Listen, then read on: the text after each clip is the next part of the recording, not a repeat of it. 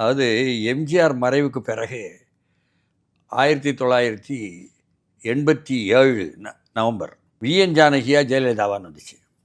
இவங்க அவங்கள தாக்கி இவங்கள தாக்கி திராவிட முன்னேற்ற கழகத்தில் உள்ள பல பேச்சாளர்கள் ஜெயலலிதாவை தாக்கணுமே என்பதற்காக விஎன் ஜானகியை சப்போர்ட் பண்ணி பேசுகிறாங்க. கலைஞர் அதிர்ச்சி ஆகிட்டார். ஏட்டா இது வம்பா போச்சு, உள்ளதும் போச்சு, நொல்ல கண்ணான்னு ஆகிட்டுனா இவங்க 2 பேருக்குள்ள சண்டையில் நம்மளும் சேர்ந்துக்கிட்டு அந்த ஒரு பக்கத்தை ஆதரிச்சான்னா இன்னொரு பக்கம் எதுக்கணுங்களுக்கா அப்படின்ட்டு இருவரும் ஒரே குட்டையில் உரிய மட்டைகள் அப்படின்னு காமராஜ் வார்த்தையை கலைஞர் சொன்னார். நல்ல நினைவு இருக்காது.